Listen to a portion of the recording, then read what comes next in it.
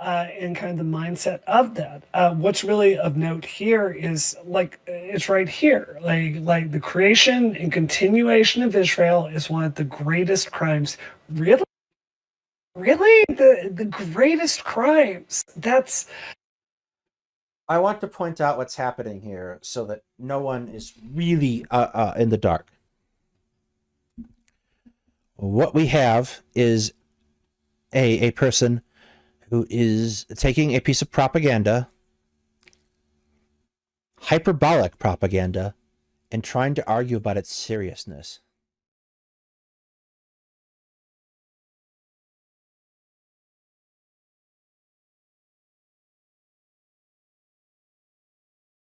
Apologies there, my mic wasn't working for a hot second.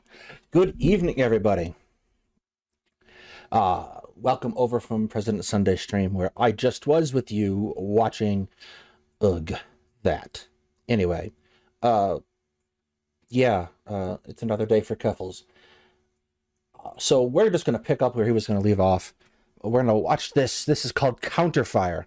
This is from Counterpoints and Brianna Wu, where they want to set up their own basically Crossfire show. If you remember, if you're old enough to remember from back in the early 2000s, there was a show on CNN called Crossfire, which is a debate show, and it lasted just about to the point where Jon Stewart had his say and got it shut down.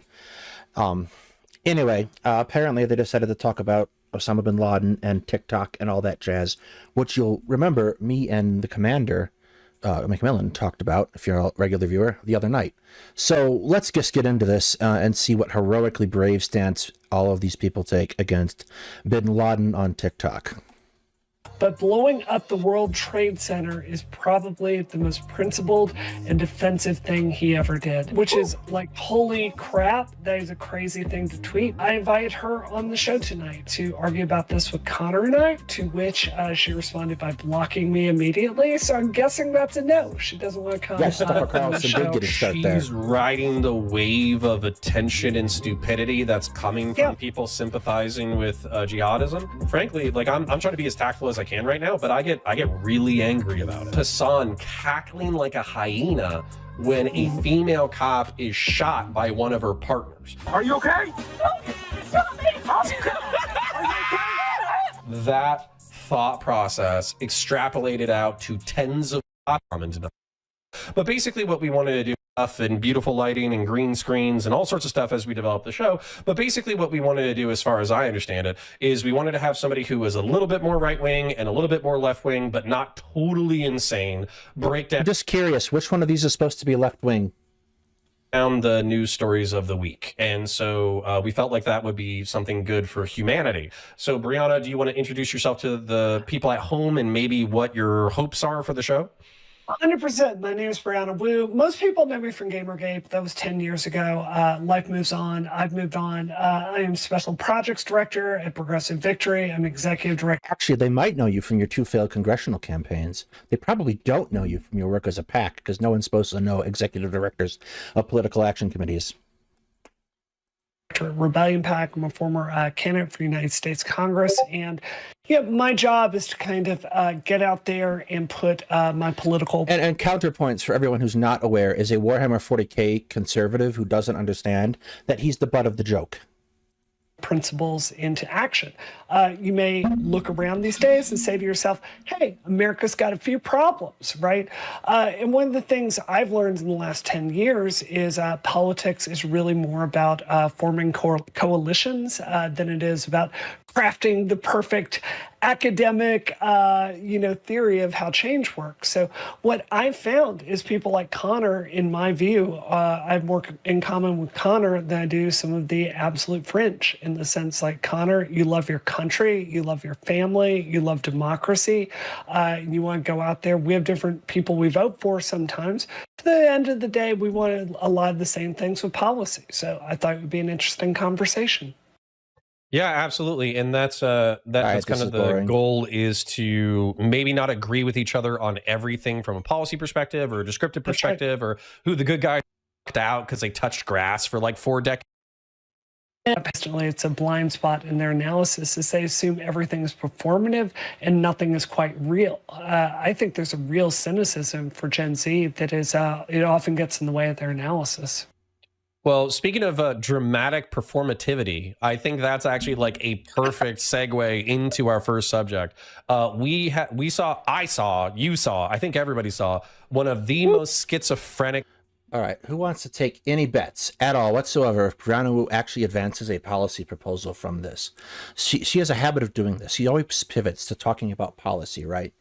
She turns around and says, well, we have to focus on policy. And then she doesn't focus on policy. So, or she doesn't focus on policy in any kind of real sense. For example, roughly last night, they started talking about open borders, and open borders is obviously a issue of like considerable discussion around economy and smuggling and addiction, etc. But she just like, here's my Wikipedia article. This is a stupid idea. We have to focus on the DREAM Act instead. And the DREAM Act is a piece of legislation before the American Congress, which is sat there for some time, which would take individuals who were born here from families or were brought here when they were children, functionally as undocumented immigrants that don't have any papers or documentation, and make them citizens. And so like we have to focus on this instead of open borders, says Brianna. Okay. But open borders is a fundamental part of the American Constitution. We have free and easy trade and access to travel between the states, specifically because we understood, or at least the founders understood, that the Constitution it cannot limit us in this way if we expect to be a functioning country. We can't have Virginians not letting people from Maryland in, etc., blah, etc., etc.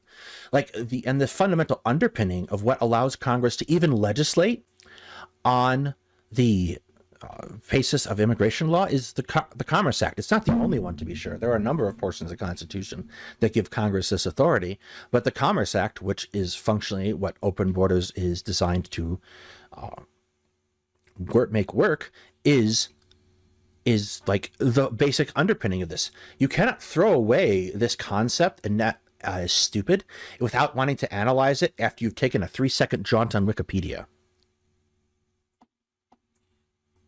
Tweets in history, but it's kind of the tip of the iceberg of a real discourse online about whether or not like jihadism was justified or bin Laden was justified. So what I'm going to do now is I'm going to go into the Discord. I'm going to share my screen.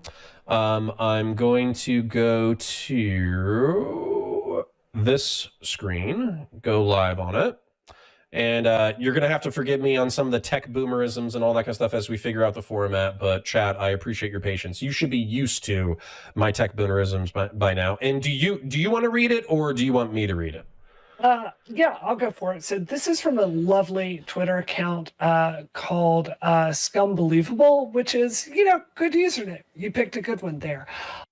So the tweet can pretty safely state that bin Laden and I did not agree on much, but blowing up the World Trade Center is probably the most principled and defensive thing he ever did. Which is like, holy crap, that is a crazy thing to tweet. And, I invited her on the show tonight to argue about this with Connor and I. Why? Okay.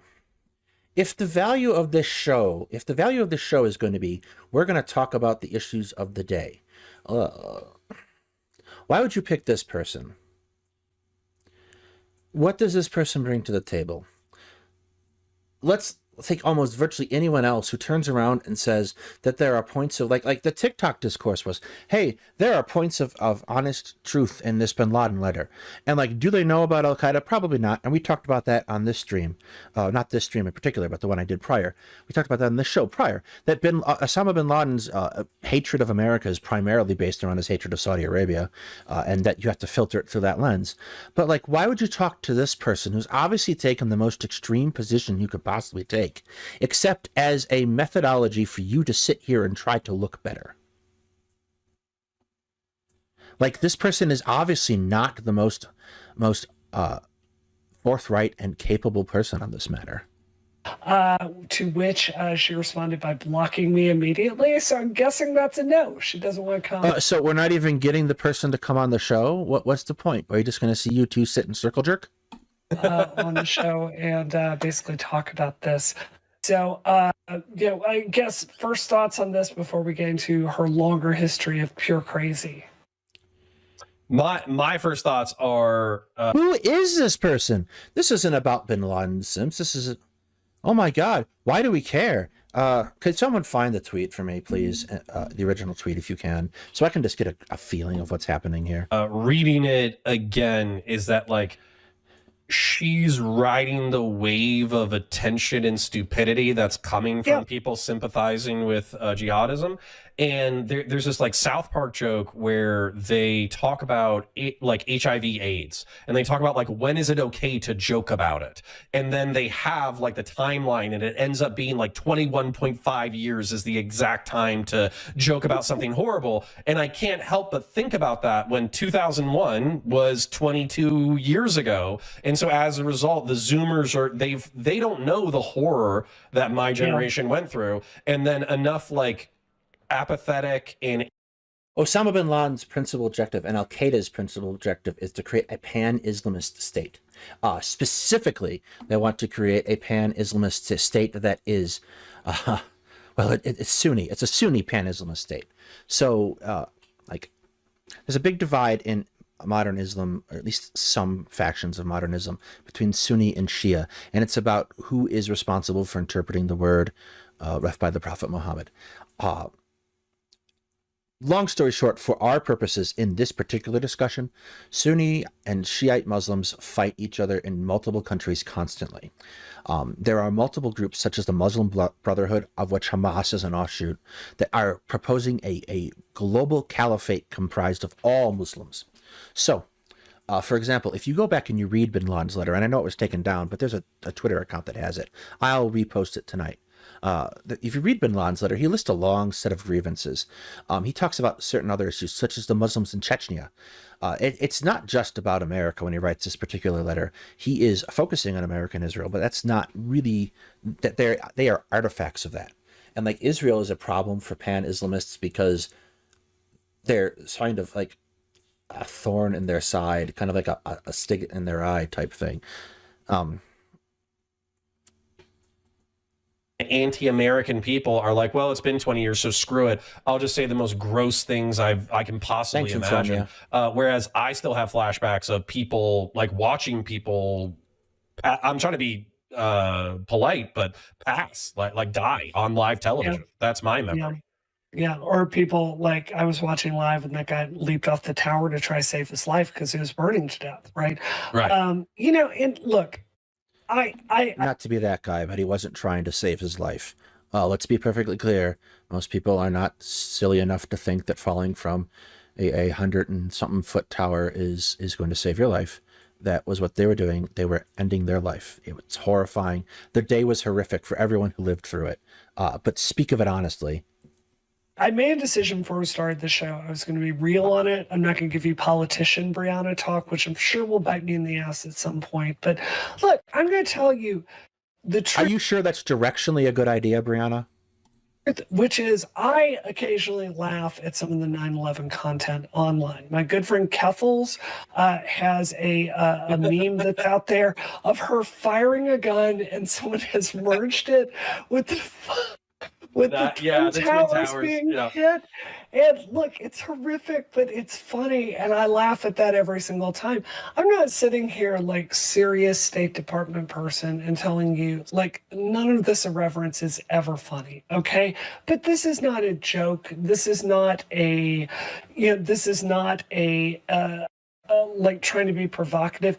This person is tying into another story we're going to talk about, which is a whole bunch of people on TikTok looking at bin Laden's letter to the United States and saying, hey, I agree with that. And this person is like going, the most anti-establishment, America sucks take I can possibly give you is that bin Laden I agreed with here, right? So this is just her going to the most extreme take. And I'm going to say it, man. This is privilege. This person is a writer. They don't serve in the military. They are not a police officer. They're not going to have to clean up any of the problems of the violence they are inciting. And it's just, it is the ultimate thing that someone in the nice comfort of Massachusetts you who's inciting violence? Look, I get pushing back on this. Again, we covered all of this already. I would invite you to go watch that particular VOD. It's up 2 down from the top on the channel. But like, people have this reaction all the time. A whole bunch of people suddenly, for example, in my generation, high school, we were taught for a little bit of time out of Howard Zinn's A People's History of the United States. And this is a radically different historical take on America than you were traditionally taught in an American history textbook. People feel lied to, and they feel upset and hurt when that happens.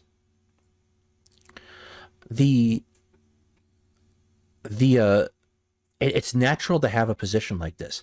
I don't necessarily think that it's natural to I don't necessarily think it's natural to keep that. If you keep learning about history, you start to come to understand better America's place in the world. But like, it's not an unnatural position to have when you're addressing the dissonance between what you were taught and what you've been told about your country and what is the reality. This living in Worcester, you know, with our lovely, lovely, like high taxes and good social safety net here. This is the kind of thing you can only tweet when you don't live in a war zone, right? So just absolute privilege, man. Yeah, and so so for me, I think reading her next tweet, which we'll do in a second, which was like her apology or whatever. I think the analysis that it's privilege is dead on, but I also think that what's kind of going on here is that these people have not touched the muddy and bloody world ever. And so as a result, they can watch a few clips from 9/11 where you see the jumper, which is a man who's leaping to his death in order to avoid fire.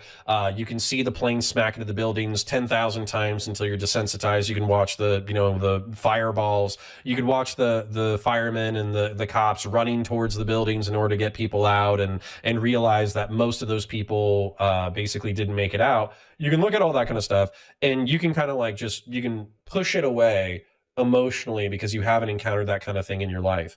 But I think that a lot of people who are first responders or doctors or nurses or anything like that, when they experience that kind of trauma where they watch somebody severely injured or pass on, they take that and they extrapolate it to the horror of real world events. And so as a result, you're basically like, some of this stuff can be funny, but when you're being cruel.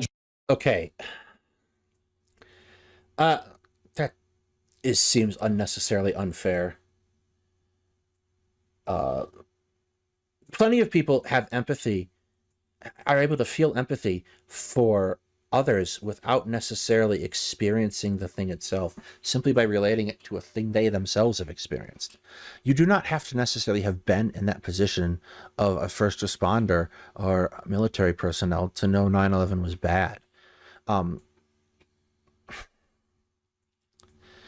There are unique considerations to those jobs socially, certainly, but that doesn't leave you with like most people understood intuitively that 9/11 was bad.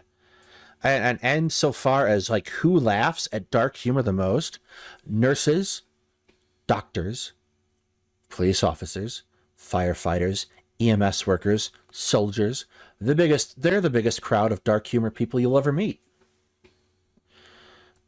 Just to be cruel. And we're also talking about in the wake of 10/7, you're basically taking an emotional knife and jamming it into people's hearts and then laughing as you twist it.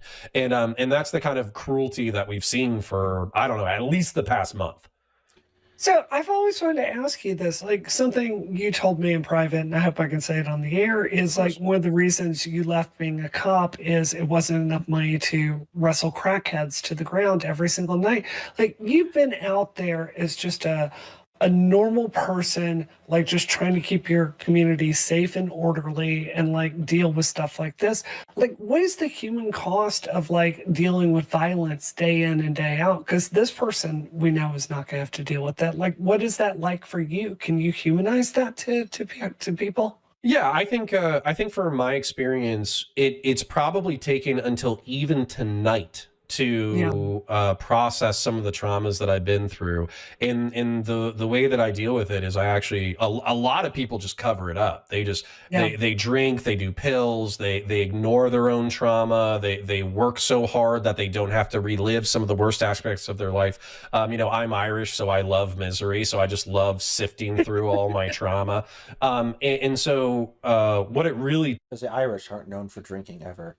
takes in order to dig through that kind of stuff is a lot of contemplation about mortality and pain and empathy, and then also having unsolvable problems and ghosts. Like, I'm not trying to be like too dramatic here, but there were things like you know, not to be too graphic, but there was an animal that was shot and was deeply injured, and the family couldn't afford to fix it, and I gave them a few $100s to try to encourage them to take it to the vet. But as far as I know, the injury was probably so grievous that All right, let's move on. This is totally irrelevant to the task at hand.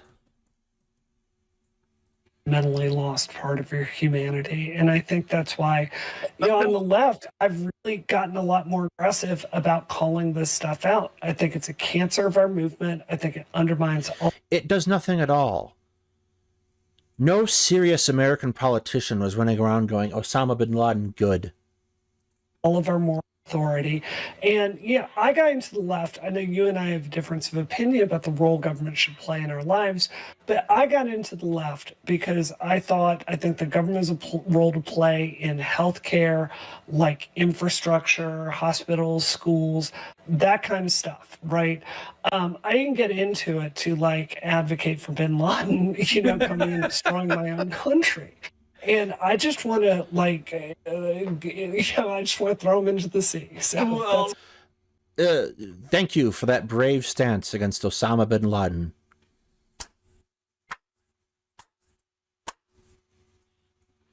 that's how I am. No, it's actually kind of funny because so the reason why I was laughing, even though we're talking about dour things, is one, Willie Mack Show. So that's one of the things that we'll be talking about tonight. But Willie Mack Show did a video piece. He did two of them. One of them's an hour. One of them's like 30 minutes. And it's basically just a takedown. He's not a geopolitical analysis, but a takedown of Hassan Piker. And one of the clips that he plays in the early-ish stage of his 30-minute video, and also at the end, is Hassan cackling like a hyena when a female cop is shot by one of her partners. Are you okay? No, you shot me! Are you okay? Okay, but like, let's be real. I was looking at police shooting stats a while back for, well, it was almost certainly 2020. And for some reason, probably because of the protests around that time. And there was a period of time where the NYPD had absolutely no officer-involved shootings that weren't caused by another officer. It happens a lot, and it speaks to the professionalism of the police force. Like, these guys unload a ridiculous amount of rounds in crowded areas. Like, there was another story I remember of NYPD officers unloading 72 rounds at a fleeing suspect in the middle of New York. You're amazing you didn't hit anybody.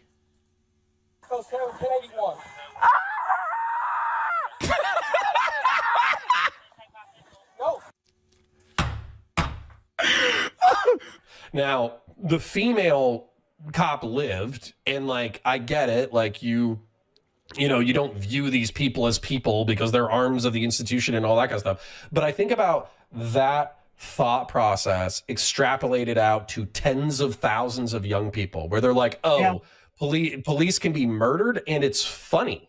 Like, it's funny when they die. And for me, that's such like a disgusting thing that, like, you're saying that you want to push some of these people into the sea. My vote is that when society collapses, we actually, we take all the Cubans who want to come here and we deport all of these people to Cuba. That's my solution. Vosh talks about Coconut Island. I want to make this literal. Okay.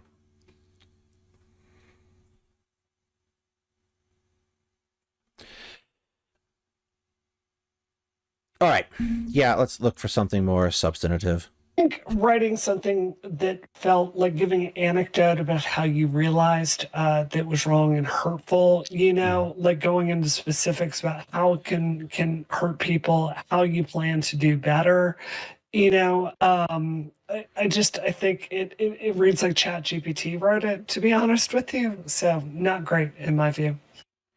All right. Well, my opinion on it is it could be heartfelt, but much like we'll explore later in the show, the apology doesn't matter if the pattern of behavior continues. And so if your pattern is like you get homicidal on social media, which we've all been there, like I've been homicidal on social media, but then you engage in ways for negative attention, and then you just do it 6 months later and you say some of the worst, most evil that's ever been uttered on social media ever, to the point that we're talking about it, then maybe you need to that criteria of where it's saying you said the most evil thing ever, that so that we're talking about it isn't exactly the banger you think it is. Like, you're just picking up fruit off the ground at this point. touch some grass, take some pills, relax, like go do something else. She has another tweet where she's talking about needing to go take a bunch of benzos and lay down for the day. So maybe that's a good idea. Yeah. That's not too many benzos, but the right amount of benzos.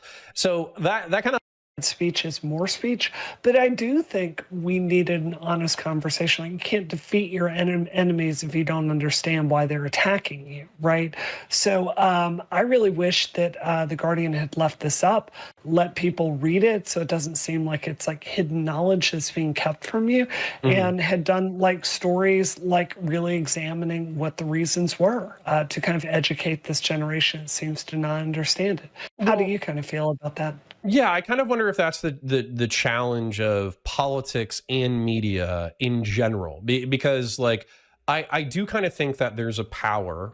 So for instance, like, on a good stream night, I'll break between 80 and 150 people live. We'll get a few thousand viewers in the after show. Of course, like, we have to dedicate our energy to being consistent. That's one of the most important things with creating content. But it seems like some of the wildest, most popular creators, I'll name drop, but Hassan Piker, Ludwig, Pokimane, all those mainstream Twitch and YouTube creators, they are kind of built for not the least common denominator, but the average common denominator. And so, as opposed to this show, which is definitely built around the least common denominator. As a result, I'm not surprised. Right, kind of a dark view about the United States military kind of being a tool to secure resources around the world. And it wasn't that I don't disagree with a lot of that, but do you think a lot of people, like with your experience, come to that conclusion, and the fact that it is kind of black and white when you get in and then you get out and it's more gray?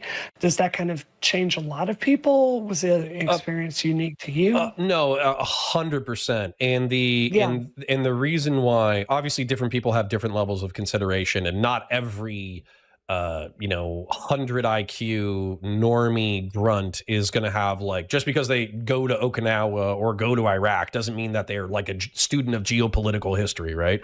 But what happens is they kind of see. That's definitely true. Like that attitude annoys me a lot when you're like, oh yeah, I served, and like, okay, respect for you, but that doesn't make you an expert in anything except the thing with what you did when you were serving. I don't want to say corruption, because corruption is like too intentional. They see like the incompetence of the American war machine, and they see like the broad supply chains, and they see like Burger Kings in Kuwait and Iraq, and they see like officers like sneaking liquor in with the contractors while the enlisted people have to like live out of tents and all that kind of stuff. And so they kind of see like the human frailties of the ideals that they go to war for. And then if you see some of your friends die, or if you end up killing people, then that's like a lot of emotional trauma. And so you have to ask yourself, like, is killing other human beings worth whatever we're allegedly fighting for? And is the American project worth dying for? And so a lot of people, their answer, when they actually see blood and guts and mud up close, their answer is no, because that thing is so horrible that they couldn't imagine something that would be worth doing that to another human being, or having it done to them. They can't imagine something worth fighting for that's deep. We do a bad job, and I mean we generally, as in historians, political scientists, etc., do a bad job. And I've talked about this, illuminating the benefits of the rules-based international order. As a rule, we know that getting involved in small conflicts will keep them small before they become bigger. We also know that if we ignore conflicts, they get bigger. They become more. Rwanda's a great example. We don't do a good job elucidating that. We don't do a good job talking to soldiers about that. Now, I will fully cop to the concept of Iraq, and probably broadly much of the war on terror being not worth it, is particularly the parts in Africa which have fed that beast much more effectively. I will talk to things like allying with a country like Israel as definitely being antithetical to that ideal. But to have that discussion, you have to have the first discussion. What are you doing? How is it affecting the world? And it's not a one-shot discussion. It is a very large and complex issue. It's economic, it's political, it's military, it's diplomatic. There are a lot of things that go into that discussion. And like having that particular that discussion and delivering that education is a morale building issue for soldiers, but more importantly for the American voting public. It's important to understand, like, valid question, why should my money go to Ukraine? Because a little bit of money now will save a lot of money in the end. Having that discussion is important.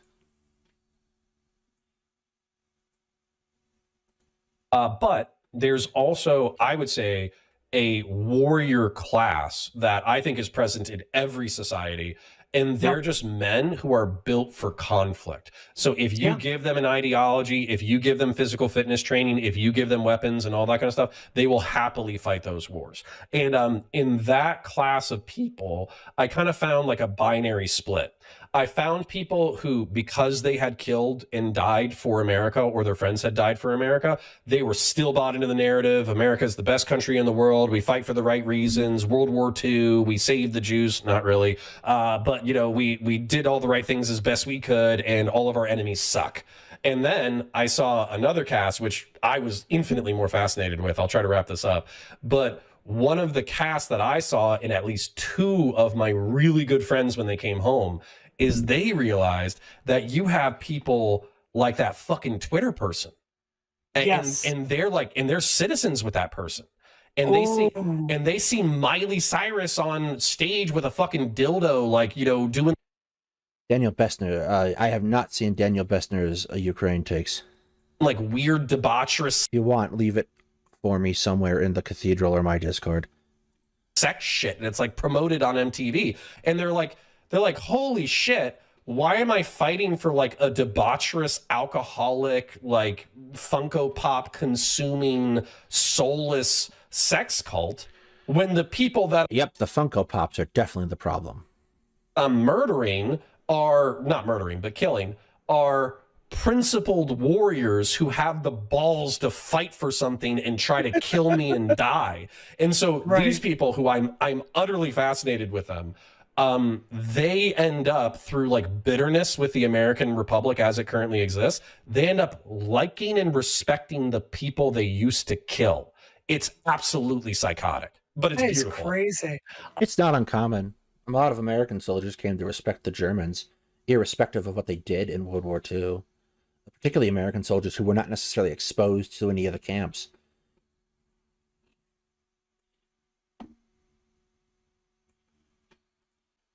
I want to do a longer show. There are very few people who aren't anti-war jumped, even in a sense. That it's not a question of being pro-war. Usually, it's a question of arguing over the necessity of a given war. On this sometime. Oh my gosh. Can I give you just super briefly, because I want to get to the letter. But I feel like I had kind of an opposite trajectory than you, because I came from, when I was in my 20s, I was a Noam Chomsky reading radical, like the same way a lot of these people were. Though I never praised bin Laden, my God, because I never suffered a head injury like that. But one of the things that really I wouldn't necessarily agree with that. You're definitely a transmed, a liar, uh, terminally, terminally obsessed with image. Like, you're still 20 in that way. It kind of white pilled me on the United States, and kind of seeing this as a country of values worth fighting for is just getting further and further in my career and getting to know more and more people that like work in government and work in institutions. And I mean, I'm obviously talking like the cops in your town, often they're really good people. They're just trying to serve your community the best way they can.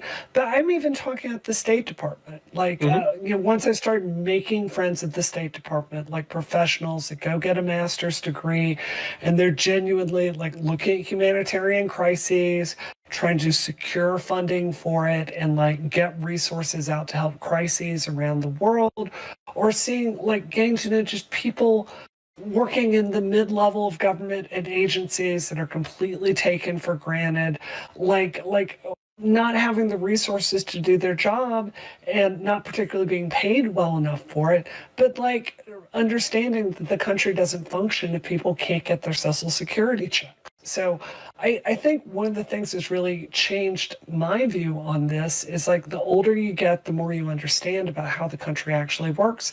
And like our court system, there's a lot there we're fighting for with a lot of our policy around the world and our ideals. I think there are things we're fighting for. So I think whereas you've gotten maybe a little bit more jaded as you've gotten older, I've gone the other way. And maybe it's just because of the battlefields I fight in. I don't know. Yeah, it's wild that you say that, because I was actually heartened by the testimony of the attorney generals against Trump, and I was heartened by the IRS whistleblowers, and I was heartened by I'm trying to think of the other guy's name who ran it. But basically, it's like these people, at least my perception, is like they're passionate, they have a servant mindset. They care about principles. They fail in those principles, but they still strive towards those ideals. And I was thinking to myself, it's like, I'm such a jaded asshole. And like these people somehow, because they're believers, they were able to keep their like sense of like principle and integrity together. There are a lot of people who do that, though. Like, that's the argument I would constantly make across the world, is there are more people who are interested in the well-being of others than not. You will hear about horrifying things every day because they want you to hear about horrifying things, because you lap it up, because that's what sells media. That's what sells the news. But there are plenty of people who are quietly doing whatever good they can for as long as they can. And that's what matters. Like, this is not necessarily a unique take. I think it's easy to go into that space where you go, oh no, I cannot, that's not fair, Insomnia. Serving mindset equal cannon fodder. That's not fair. There are plenty of people, who serve as in bureaucratic positions throughout the United States government. For example, FEMA, who don't ever get shot at or killed. There are plenty of people who dedicate their lives to public service and dedicate their lives to doing good. Like, muster some kindness, a little bit of empathy. For 20 whole years of a career, which is impressive, by the way. And somehow they didn't allow that to embitter them. So I was like, man, maybe I'm mentally weak. But the one of the things that I think this happens with grunts a lot of people who are on the front end of the delivery of humanitarian relief and aid and security services and all that kind of stuff.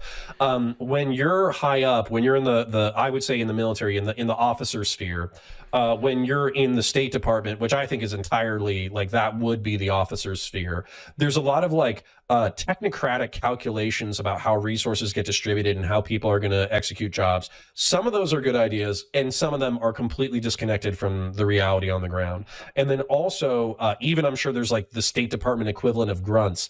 I'm sure that they get frustrated when their decision about where medical services go, or where water projects go, or where food projects or dental.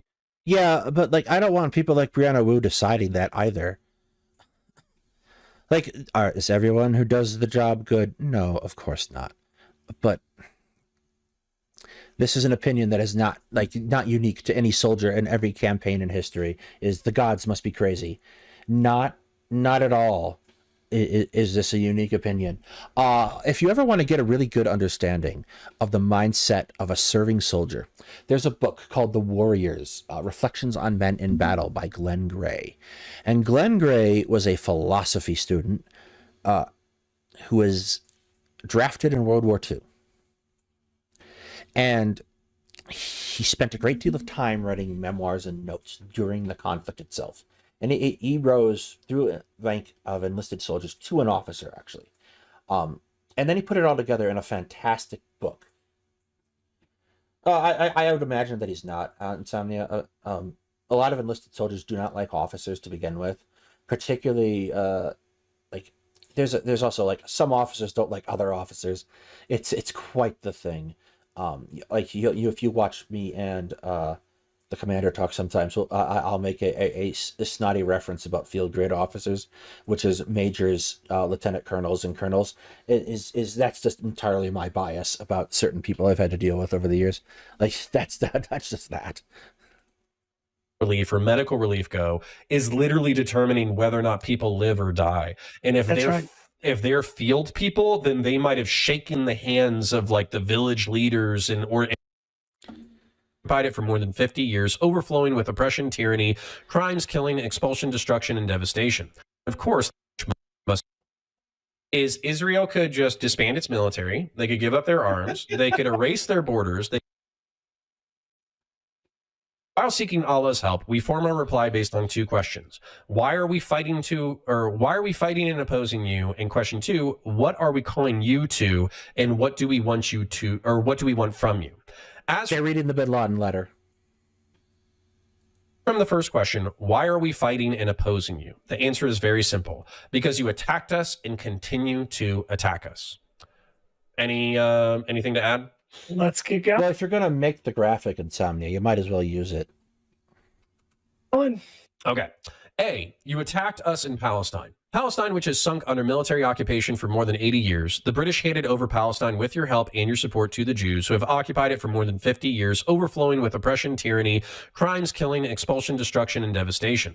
The creation and continuation of Israel is one of the greatest crimes, and you are the leaders of its criminals. And of course, there is no need to explain and prove the degree of American support for Israel. The creation of Israel is a crime which must be erased. Each and every person whose hands have become polluted in the contribution towards this crime must pay its price and pay for it heavily. Anything? Kind of Holocausty, a little bit Holocausty there. Well, okay, but here's the thing, though. What we could do, because this is what I saw leftists on Twitter suggest, is Israel could just disband its military. They could give up their arms. They could erase their borders. They could let all the Palestinians have a right to return. And then what's going to happen, it's not going to be a mass slaughter or rape or murder or suicide bombs or pogroms or anything like that. What's going to happen instead is Arab Muslims of the Palestinian people will be so convinced by left-wing progressive ideals that they will institute a secular society that treats. That's a lot of straw. That's an awful lot of straw that was shoveled into that. Do you ever wonder if fighting the Cold War was worth it? Even if the USSR still existed, was it really worth all the people the CIA got killed? Well, let's kind of reel that one in and lay it out for a little bit. A lot of people do die from American intervention in the Cold War, but a lot of people die from Soviet intervention in the Cold War. North Korea invades South Korea after border skirmishes, and a whole bunch of people die. Do you imagine for a moment that North Korea is a better steward of the Korean Peninsula than South Korea? Is South Korea perfect? No. No, South Korea is a country with a lot of problems. But do you imagine that your life, if you were a Korean living on the Korean Peninsula, do you imagine that that would be better?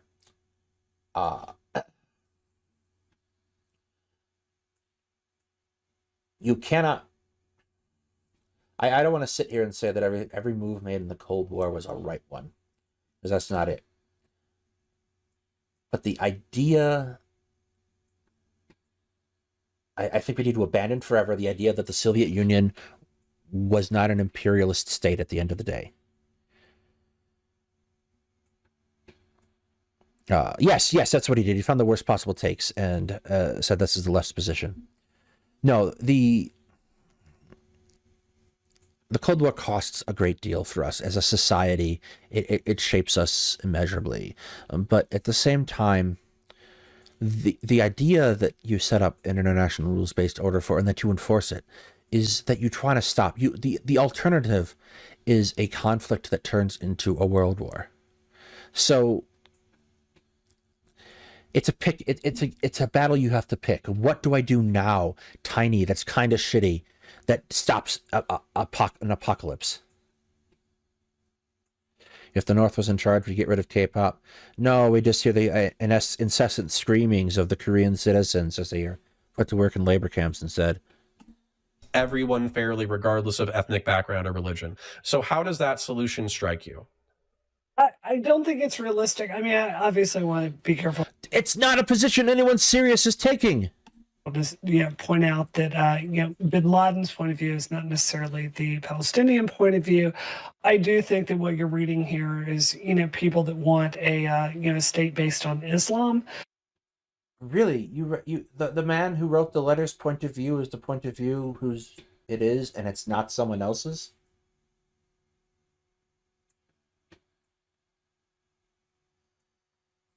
And kind of the mindset of that. What's really of note here is it's right here. Like the creation and continuation of Israel is one of the greatest crimes. Really, the greatest crimes. That's. I want to point out what's happening here so that no one is really in the dark. What we have is a person who is taking a piece of propaganda, hyperbolic propaganda, and trying to argue about its seriousness.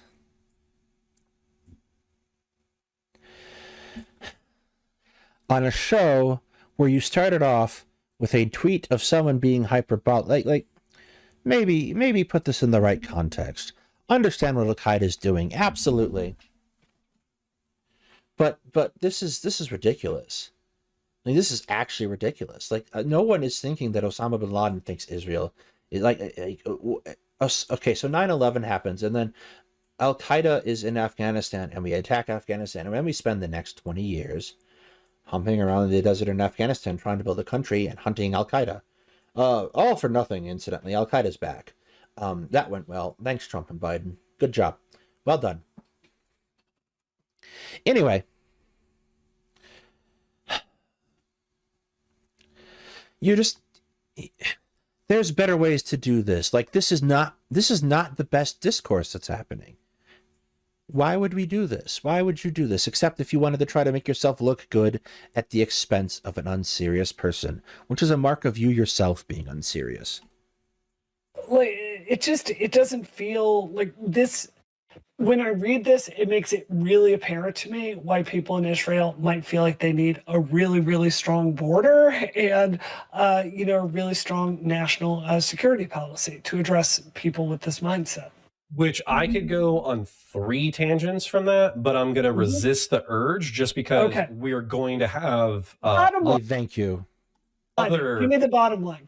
Well, the bottom line is, I think a lot of people, including Elon Musk and Candace Owens, have been effectively asking the Jewish question in public, and they've just been like, I agree. Why are Jews disproportionately represented in sectors of wealth and power? Why are they contributing to these progressive worldviews? Why are they contributing to these progressive colleges? And of course, these are generalizations, but then, I sympathize. I've read a few historical books of Jewish folk who basically said, you wonder why we seek power and influence. You wonder why we try to, basically make ourselves integral to society. It's because every 30 or 40 years, everybody tries to kill us. So wouldn't you try to make yourself integrated and valuable to society if every 40 years somebody tries to wipe you off the planet? So I find that. No, I don't think there's you immigrate to America in the 40s, the 50s. And the thing to do is to establish yourself, to make money, to get a house, to try to set up your own business. Like, the idea is to try to climb that ladder. The only thing that Jewish people are doing is climbing a ladder, the same as anyone else. I don't necessarily, like, I think it's wrong to single them out like this. In any case, like, they make themselves, and everyone tries to make themselves integral to society. It's not a unique position. Italians had to do this because Italian Americans, when they started coming over, were subject to incredibly harsh racist views. Irishmen, same thing. If you read American history, at least American immigration history, you start to understand this in two waves. You get unique waves of certain groups, and then people hate those groups because they're new. I've kind of stepped away from using fascist a lot and talking about American politics because a much more apt term is nativist. We are very nativist about integration and assimilation. And that makes a big difference, I think, in understanding America, is that what we do is we get scared of things, and we react horrifyingly to things, people, new situations. Like, there's never been, for example, the substance of the pogroms of Eastern Europe in America. So, like, that's not necessarily the thing. And, like, I don't want to essentialize people like that. Like Jewish people are people. They want to live their regular lives. They want to do things. They want good things for themselves and their families. They want good things for their friends. So they work to make those things happen. That's what's happening. Like, this is like a really weirdly, like, kind of take. Like, ugh.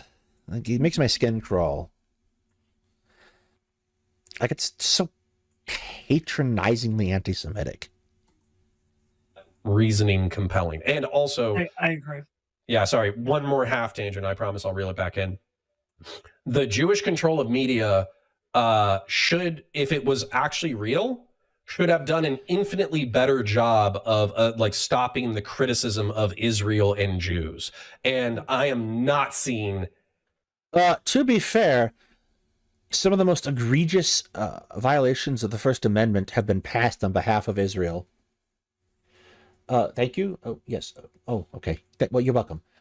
Some of the most egregious violations of the First Amendment have been passed on behalf of Israel, like the boycotting of Israel goods, for example. Like, I think, what is it? Like, something like 20 or 30 states don't let you do that.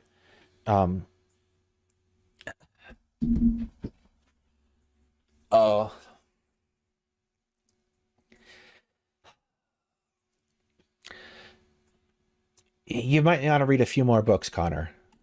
Any of that. Like 15, nope. 1,500% or 1,000% or 500% overrepresentation of Jews in media has done nothing to stop the wave of, like, criticism of Israel and just general, frankly, anti-Semitism that I've seen.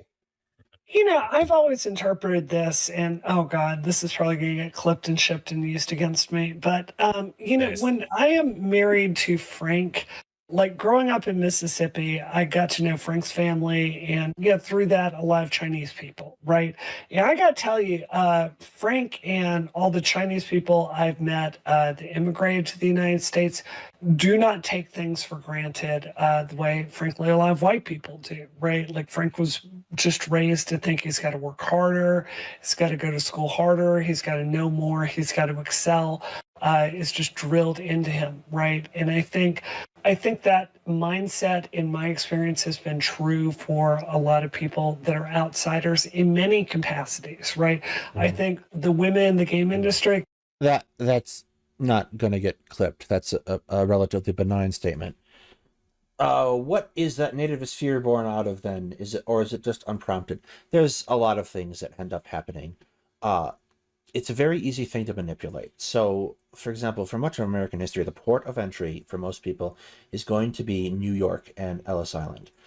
So what ends up happening is a ship comes in and a whole bunch of people come off the ship who now need jobs, who can be exploited and worked for free, for very cheaply. I mean, so they get the jobs above people who have been in New York who are struggling, etc. And this kind of filters down as an attitude that so it's a displacement. More people coming in displace people otherwise because they are more exploitable. That's the principal idea around undocumented immigration today, is that undocumented immigration is fundamental to an American economy in a certain sense, particularly agriculture, because they can be underpaid to do backbreaking work that no one does. Because I don't know about you, but I've never seen an American citizen lining up to go and pick avocados or fruit or what have you in like the middle of harvest season. And the other one, in America at least, is the restaurant industry. If you've worked in restaurants at all, you'll know that an awful lot of people in the back of the house are undocumented, being paid under the table, being paid a lot less, a substantial amount less, sometimes getting their wages cut in half than they might be if they were citizens and much more secure and able to report things like that.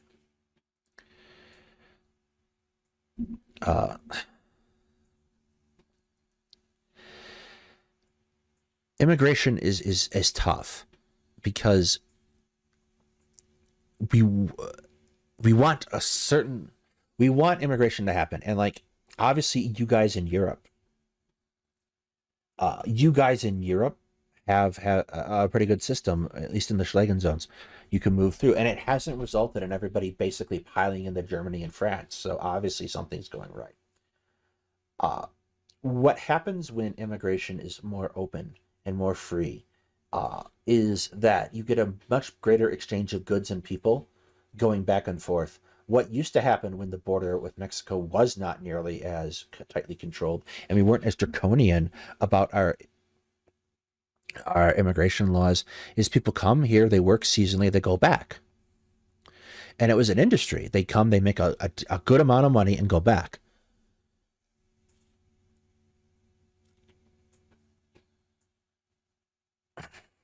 Immigrant areas started to be treated differently as the border moved. Not everybody had the money to go west. So, like, it took a long time. And if you look at property densillation maps out here in the West in the United States, it's still not that densely populated.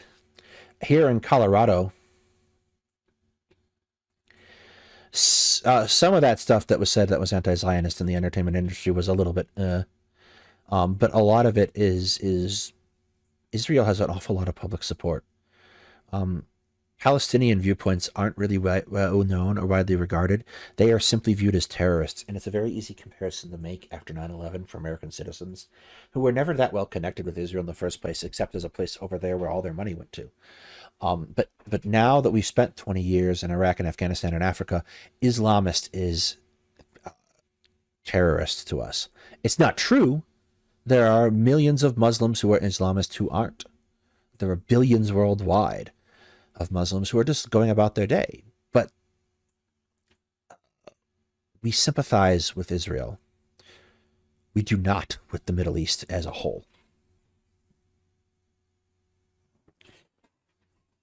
Yeah, there's the whole, getting back to that, there's not a whole lot of people living out here out west.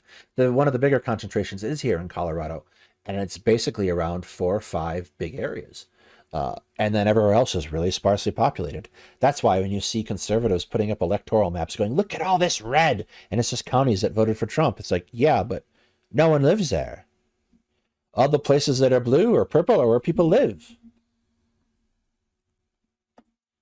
It can push past the bullshit, and like last tend to be better game developers. And I have no doubt that's true for Jewish people too. So there's You weren't a very good game developer. Let's just put that out there. You failed at that too.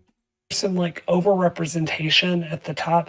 I think it's probably because they've, certain cultures are attracted to certain industries, right? It's actually really nasty when it's like unleavened. Those dudes ended up being slaves in Egypt and now they're fucking stuck. So when you look at the defensive. This is neither here nor there, but there is no archaeological evidence to suggest that the Israelites were ever enslaved in Egypt. Actually, this is here. Much of the Bible is a very wonderful piece of story that is several parts archaeology and history, but also embellishment.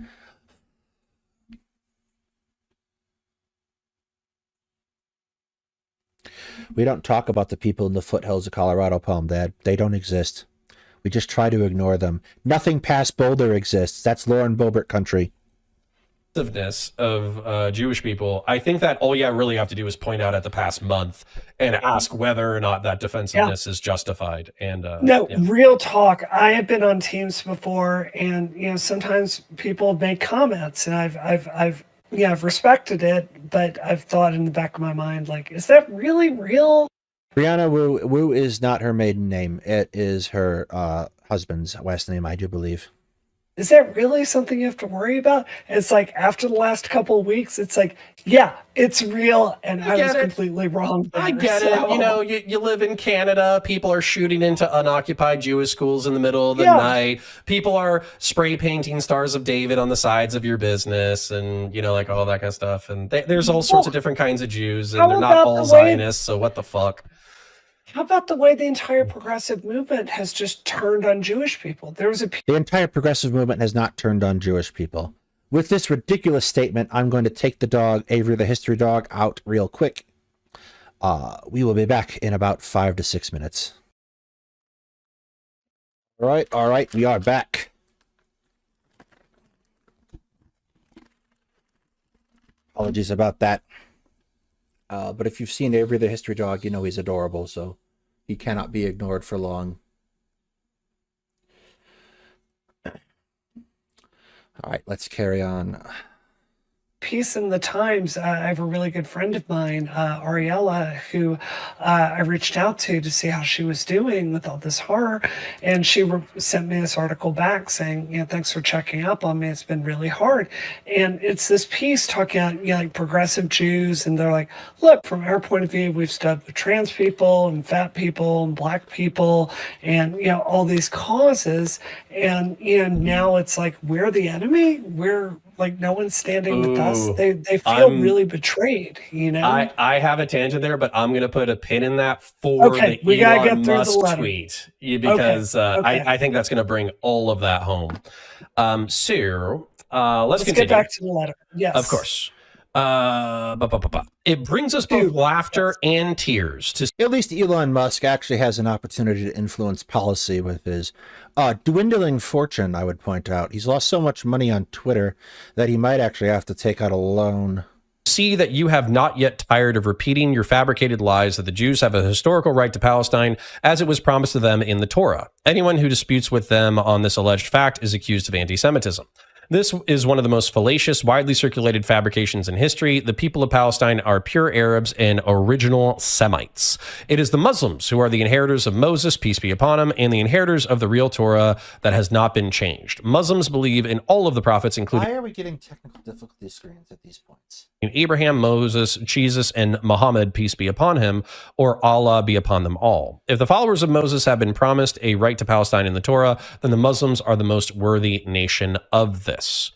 I have notes, but I'll read the next paragraph. When the Muslims conquered Palestine and drove out the Romans, Palestine and Jerusalem returned to Islam, the religion of all the prophets, peace be upon them.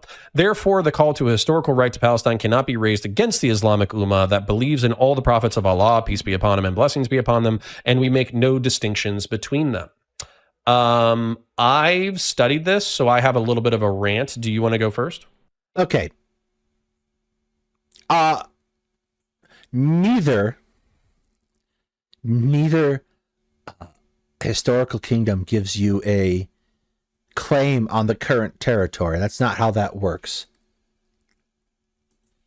No, go ahead, please. Okay. So my understanding, happy to be corrected by any Muslim at any point, is that Islam views monotheism as like the default perspective of humanity. And therefore, monotheists who pre-existed Christ, who pre-existed Abraham, who pre-existed all that kind of stuff, they were actually Muslims. It's actually like the state of nature of human beings. And so Judaism, as far as I understand it, is an insular religion. It believes that only the Jews are God's chosen people, and as a result, they have this history, etc.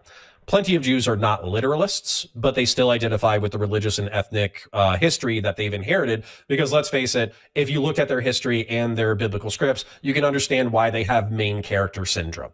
I get it. Right. So, so Jews have main character syndrome. But what happens with, I'll try to keep this brief, but It's actually a really fascinating interchange of culture. The Jewish faith is an outgrowing of the people of a tribe of Canaanites, who are the name that has been given to the inhabitants of, well, we call it Israel today. Palestine depends on the point of history you're talking about. This is a land that is situated between Anatolia, Egypt, and Mesopotamia. It is a crossroads there for huge armies that are much better, from countries much better situated, states that are much better situated, to build massive armies and conquer them.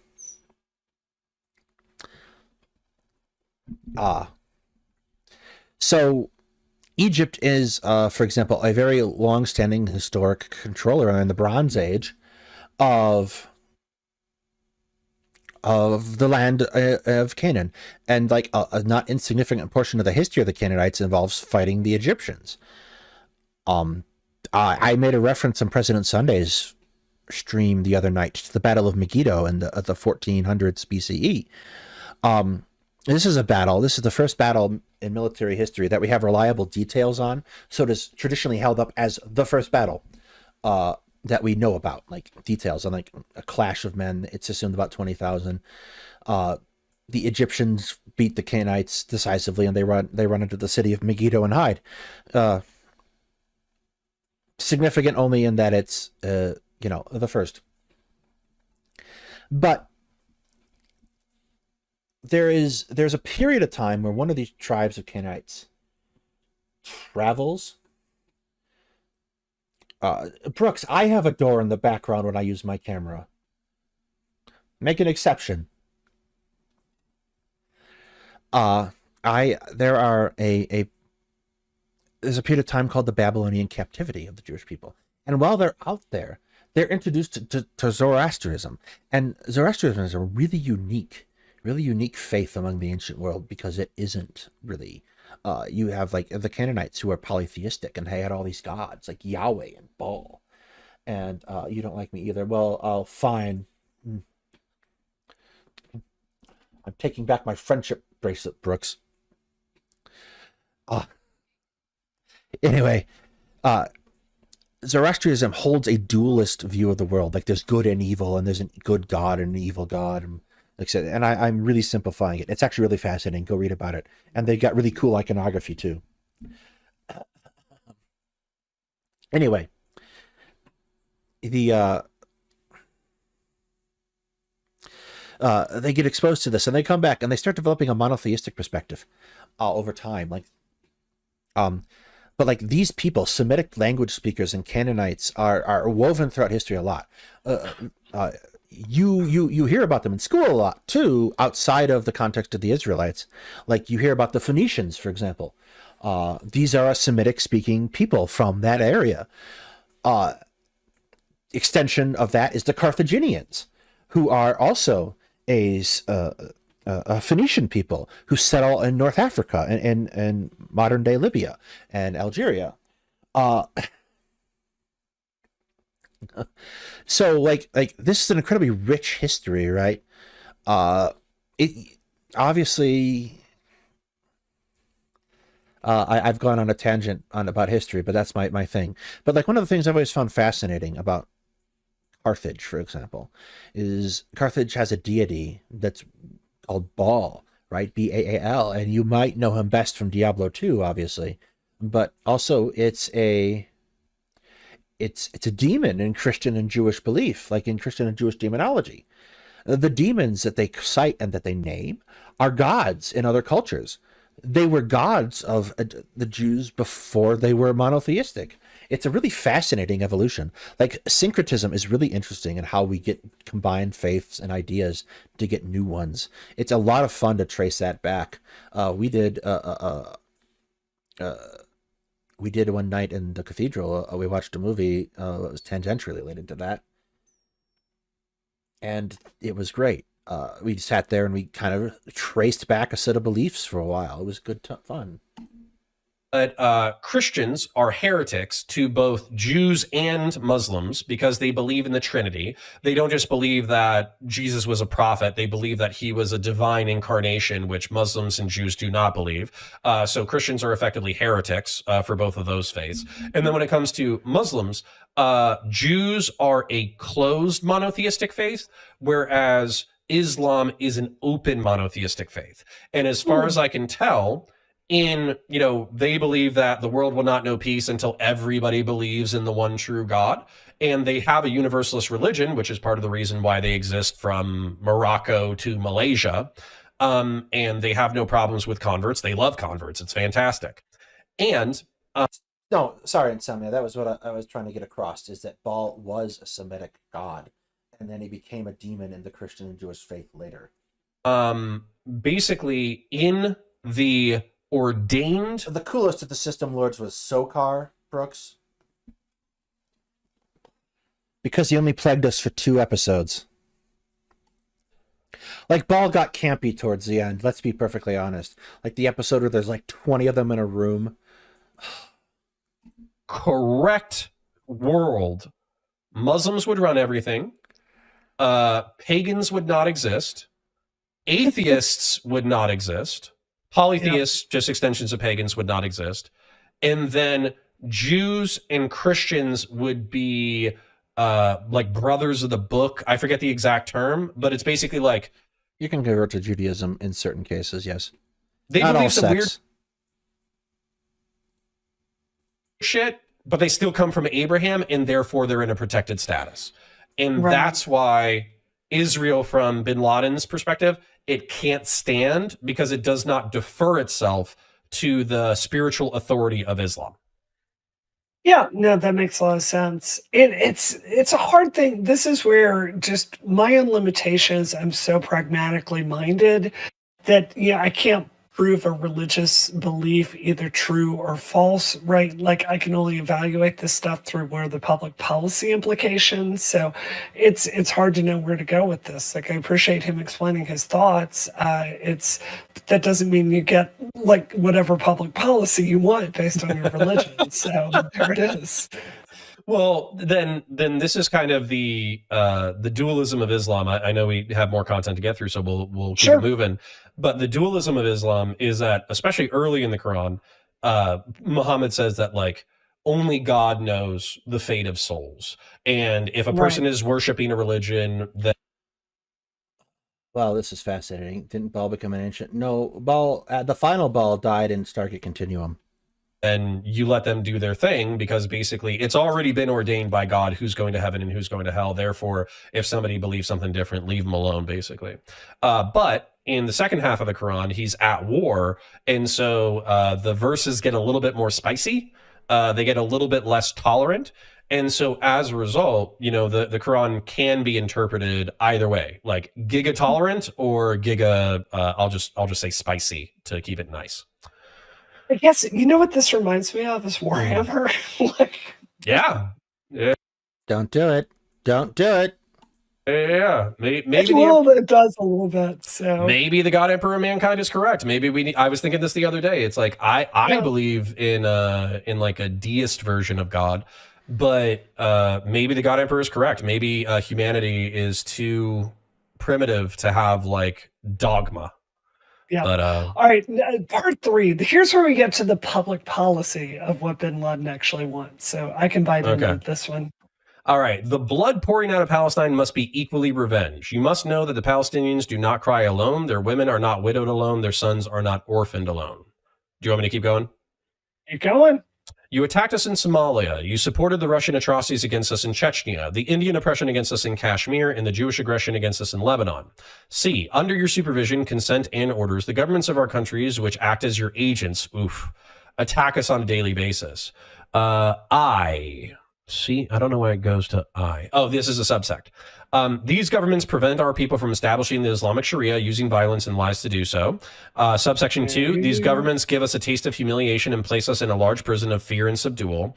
Subsection 3, these governments steal our ummah's wealth and sell them to you at a paltry price. Subsection 4, these governments have surrendered to the Jews and handed them most of Palestine, acknowledging the existence of their state over the dismembered limbs of their own people. Subsection 5, the removal of these governments is an obligation upon us and a necessary step to free the Ummah and to make the Sharia the supreme law and to regain Palestine, and our fight against these governments is not separate from our fight against you.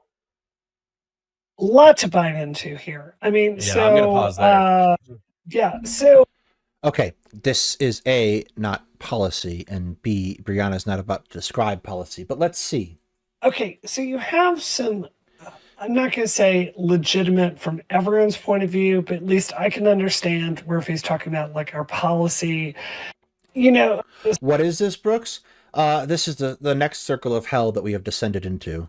Some of our engagement in what are the places he mentions here: Somalia, Chechnya, Kashmir, Lebanon. I can understand how the populations in those places did not particularly enjoy the United States involvement there. And I think, Connor, both you and I would agree that there is a long list of poor foreign policy decisions that the United States government has embarked in under my lifetime. And there is some truth here to the colonialism aspect of this and securing resources in other countries and plundering them.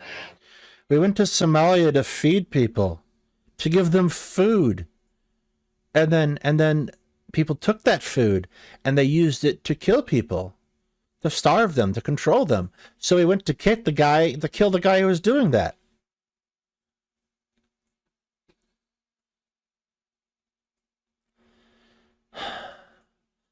Lebanon, I've said previously that the Lebanese civil war is entirely too complicated to watch, to view, or to talk about, and that if anyone actually understands the Lebanese civil war in its entirety, it'll instantly restart in a new and more terrifyingly complex format.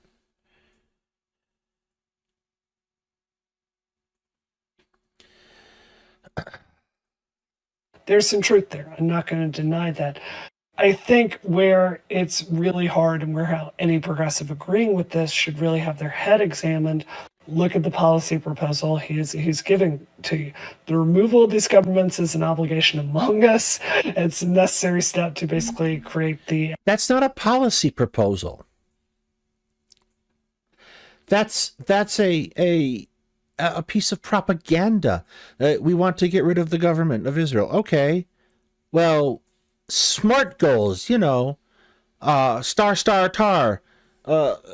situation, task, action, resolution. I don't know, anything. Just once in your life, actually talk about policy and mean policy and not try to boil propaganda down to policy.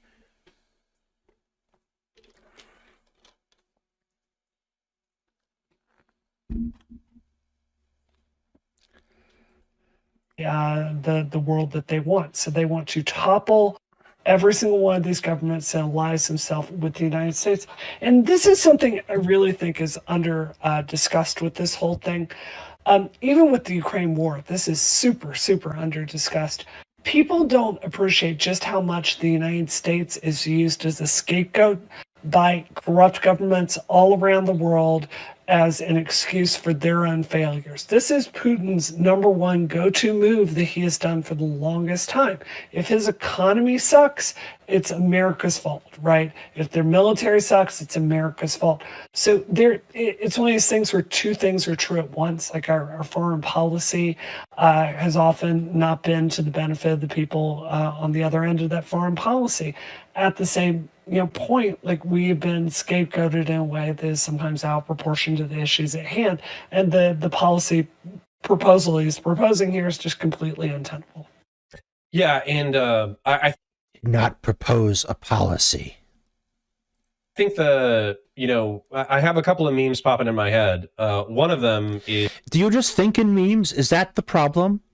Is that the only thing that happens is like images of dodge and this is fine, just roll through your mind all the time? Is that the issue? is I tweeted this a few times. Unfortunately, it didn't go viral. All those TikToks were coming out saying that, like, oh, I understand Bin Laden now, so I get it. And there's Jake Peralta from the cop series Brooklyn Nine-Nine, and he's like, cool motive, still murder. Our foreign policy absolutely has benefited the U.S., Jumped. And that's how Yeah. that's how I feel about exactly. it. It's like, That's it. You have like a huge geopolitical reasoning for why you're pissed off, and that's understandable. But then your solution is to kill a few thousand people, cause billions of dollars of damage, and cause an international holy war that doesn't cost, by the way, I think the global war on terror cost the United States like 20,000 American lives between the two theaters. It cost us like another 10,000 to 30,000 like civilian contractors of various nations.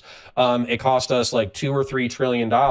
But the actual human cost was in the Ummah. It was in the Muslim population. Between exactly right. 500,000 and 1.5 million people. And what's interesting is he highlights the worldview of ISIS. This is, 10 years before ISIS, but he highlights the worldview where the Muslim rulers of Muslim countries are puppets of Israel and puppets of the United States. And so the war is not just with the United States. It's also with Saudi Arabia. It's also with, Lebanon. It's also with like all.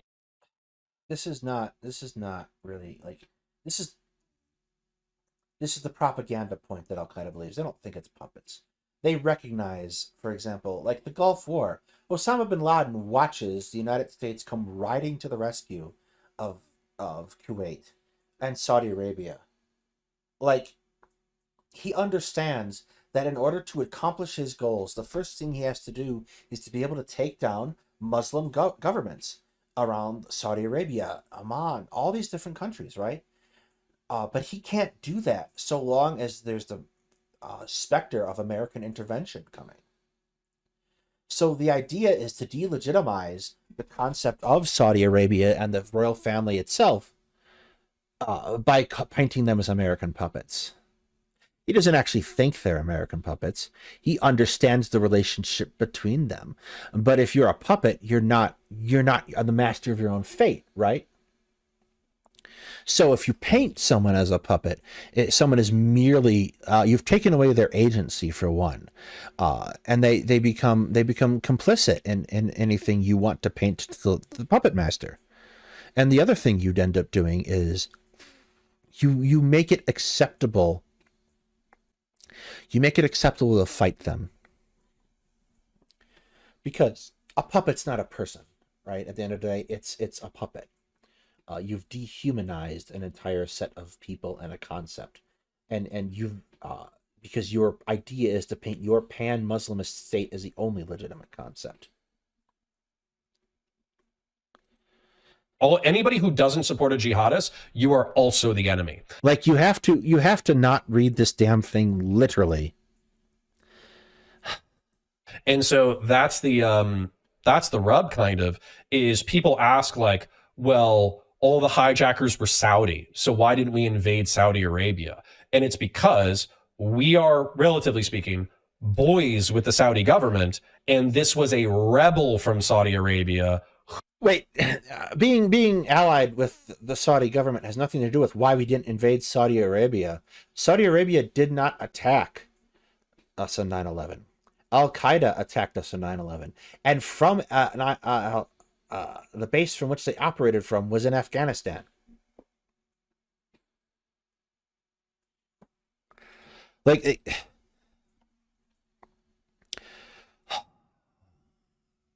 I'm okay. Let's continue. Who wants to kill the Saudi government as much as he wants to kill the United States. That's exactly right. That's dead on. Yeah. And that's where I really hate like baby's first hot take, like libertarians who are like in Massachusetts or whatever. And they're like, me too. Remind me to dislike this video.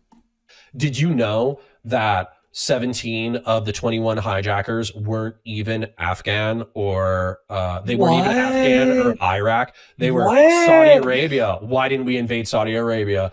Oil, bro. And it's like, yeah, like oil, but also like they were rebels in their own country. So destroying an ally would have no positive effect, you fucking dunce. Excuse my French. Exactly. All right, let's get through Lowest common possible denominator here. this letter. We got other topics to get through. Of course. So I think we're at D. yeah, you steal our You wealth. steal our wealth. Yeah, you steal our wealth and oil at paltry prices because of your international influences and military threats. The theft is indeed the biggest theft ever witnessed by mankind in the history of the world. I think that's bullshit. I do too. E, they're giga wealthy. And also, real quick aside, Yeah, they're selling it. This is why they're so wealthy. Their governments have done very well, actually. So. well, and not just that, but if you look at the household poverty rate and unmarried rate of Saudi Arabia in like 1992, it was horrible. I think like the male unemployment rate was like 40%. And immediately after the 9/11 tax, like 9/11 tax, 2 or 3 years, the Saudi government. Saudi Arabia is a country in the sense that it is on a map and it has a government, but Saudi Arabia also has an awful lot of dissidents. America's next big war is probably not China. It's probably going to be in Saudi Arabia because it collapses in and on itself. It was like, oh, we have 40% male unemployment and we're radicalizing jihadists. If we're not going to have international jihadists take over the entire world, then we need to fix that. And so as a result, I think they got male unemployment under 10%, which I get is like still not great, but that's a lot better than 40. Let's be real. So that's something I Googled like 10 years ago. So somebody correct me if I'm wrong. But moving on. E, your forces occupy our countries and you spread your military bases throughout them. You corrupt our lands and you besiege our sanctities to protect the security of the Jews and to ensure the continuity of the pillage of our treasures. You have starved the Muslims of Iraq where children die every day. It is a wonder that more than 1.5 million Iraqi children have died. Yeah, he's referring to the sanctions on Iraq, and yeah, that's true. The sanctions affected the civilian population immensely. KSA claims 5% unemployment. That's because they're lying. Yeah, no, Saudi Arabia is not a vacation spot, guys. Just don't go. No reason to be in Saudi Arabia. As a result of your sanctions. Everything there sucks. And you did not show concern. Yet when 3,000 of your people died, the entire world rises and has not yet sat down.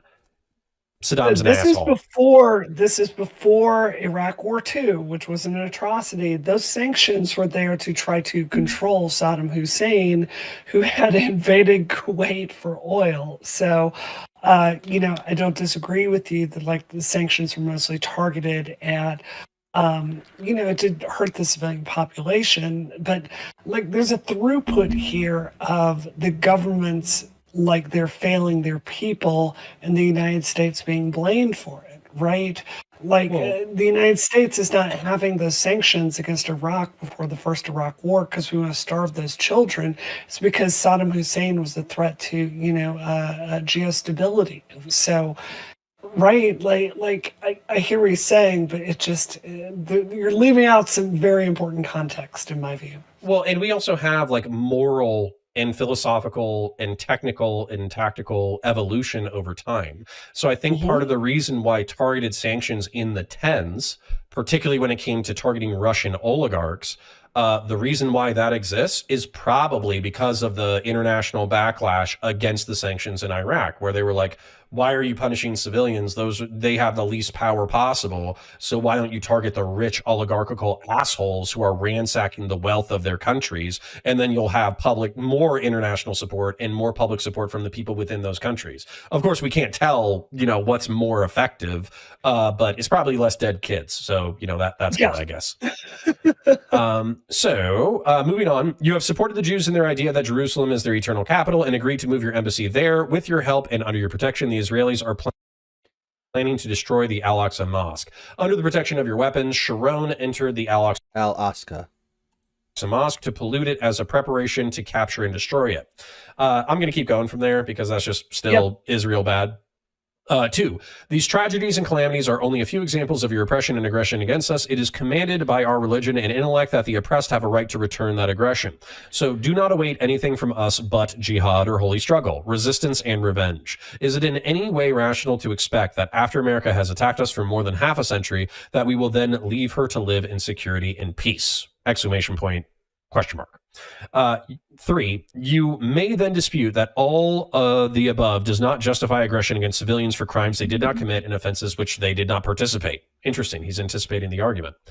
A, the argument contradicts your continuous repetition that America is the land of freedom and its leaders in this world. Therefore, the American people are the ones who choose the government by the way of their own free will, a choice which stems from their agreement to its policies. Thus, the American people have chosen, consented to, and affirmed their support for the Israeli oppression of the Palestinians, the occupation and usurpation of their land, and its continuous killing. I hate to channel President Sunday here, but no, the consent is by tacitly, you can tacitly consent by living here. The voting is just bonus. But I would point out that this is a fairly ridiculous argument on its face. But it's also nearly as ridiculous as an Israeli supporter arguing that all Gazans are supporters of Hamas, tacitly. Torture, punishment, and expulsion of the Palestinians. The American people have the ability and choice to refuse the policies of their government and even to change it if they want. B, I'm just going to get through this part. B, the American people are the ones who pay the taxes which fund the planes that bomb us in Afghanistan, the tanks that strike and destroy our homes in Palestine, the armies which occupy our lands in the Arabian Gulf, and the fleets which ensure the blockade of Iraq. These tax dollars are given to Israel for it to continue to attack us and penetrate our land. So the American people are the ones who fund the attacks against us, and they are the ones who oversee the expenditure of these monies in the way that they wish through their elected candidates. C, also the American army is part of the American people. It is this very same people who are shamelessly helping the Jews fight against us. D, the American people are the ones who empty both their men and their women in the American armed forces which attack us. E, this is why the American people cannot be innocent of all the crimes committed by the Americans and Jews against us. I'll stop there. That seems like a reasonable place. Well, okay, so overall, like endorsing, collective punishment, which I thought was a lot of the complaint that's currently going on with Palestine. But I think this is where I want to really be honest and say my knowledge of, If you were honest, I would be amazed. like, Israeli Palestine, like foreign policy really picks up when Netanyahu, got in charge. What was it, 16 years ago? Wait a second. Your only understanding of Israel begins when Netanyahu comes into office? Holy shit. You have been alive for some of the most consequential moments in the conflict between the Arab world and Israel, and you haven't been paying any fucking attention since Benjamin Netanyahu came into office? That explains your fucking brain dead takes. Holy crap. Like you just got here like 6 seconds ago. Holy shit.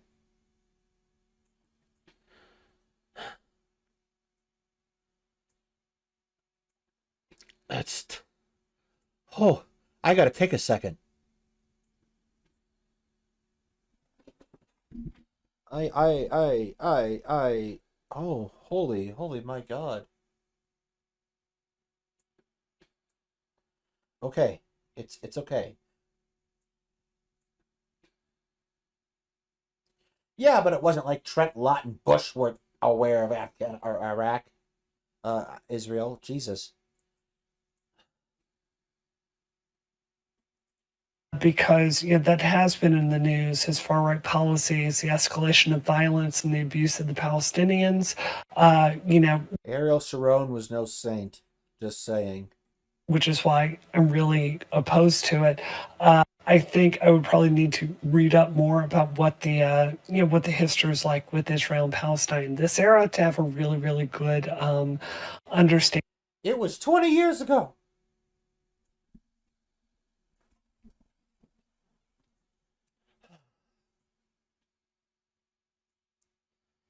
It was 20 years ago. Understanding of this, but I just obviously don't agree that you can come strike American cities because you feel entitled to.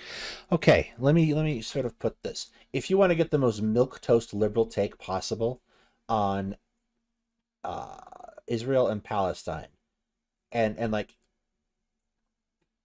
there is a arc at the beginning of season 6 of The West Wing, end of season 5, beginning of season 6, that they basically do Oslo on the show. So like they hammer out a peace agreement. No, I'm okay. I'm not smelling burnt toast. I had a moment, but we're back. They hammer out Oslo basically on the West Wing. It talks about in some detail throughout the course of the 3 episodes or so that they spend at Camp David. It starts like the episode NSF Thermont. They talk about the principal points behind it without going too much into the history of it. So like a fast primer, go watch that. Then go sit and read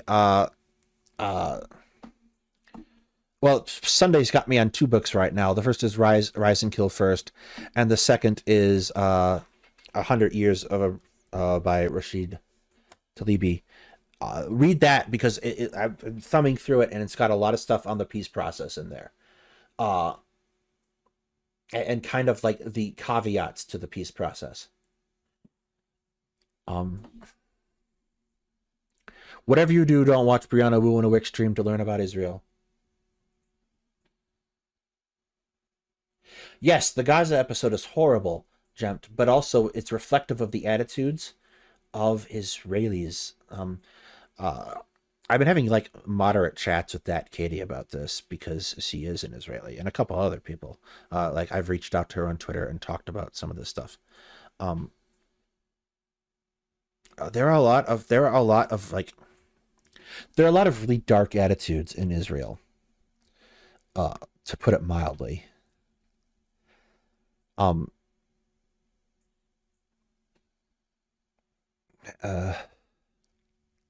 It's not a happy place.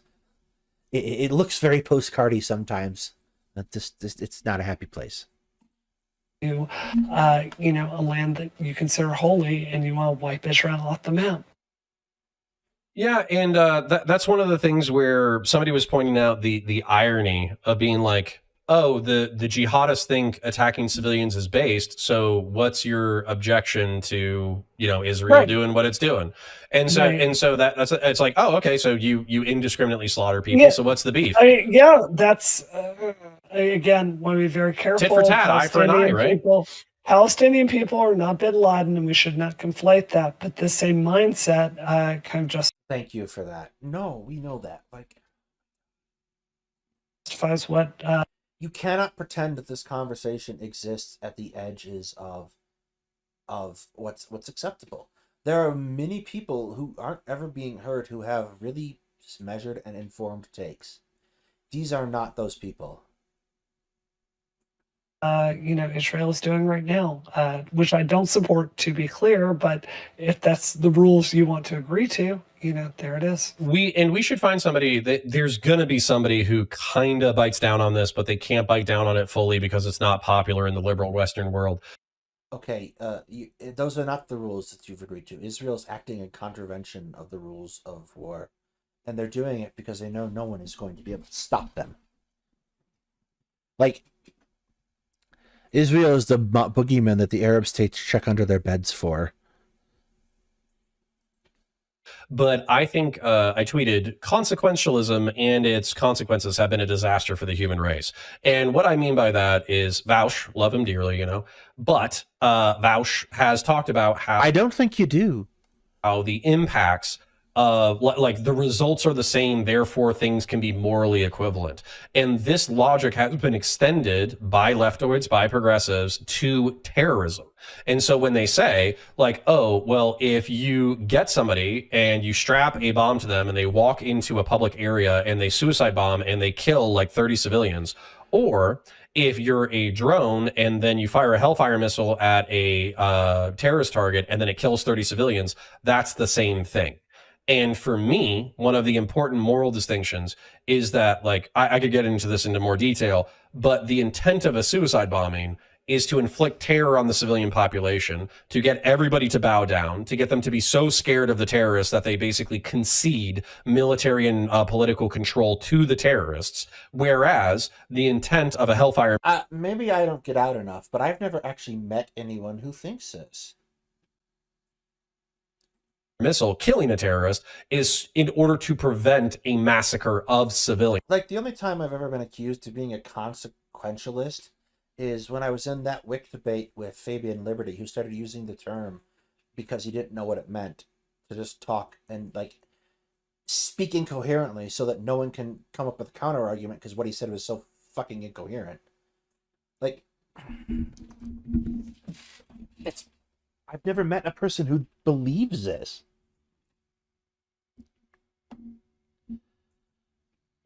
So yes, Right. there's collateral damage, but basically, like, what do you just want to let? Yes, so that's the whole point of the Dahiyat doctrine. Is Israel bombs the crap out of people and terrorizes them and starves them and kills them, like, so that they can end terrorism. It's not worked out well so far. They don't know about meta ethics. The terrorist operate unhindered because he hides amongst civilians. And then that gets into arguments about, like, well, why don't we send in special forces in order to reduce casualties? And then it's like, okay, well, now we're invading the holy Muslim lands with boots on the ground, and that carries its own. Come on, man. You should know better. Special forces isn't boots on the ground. There's a very specific meaning to that. To be fair, in terms of talking about efficaciousness, multiple commentators and analysts objected to Obama's use of drones on the grounds that you could have secured these individuals for special operations and extracted intelligence out of them.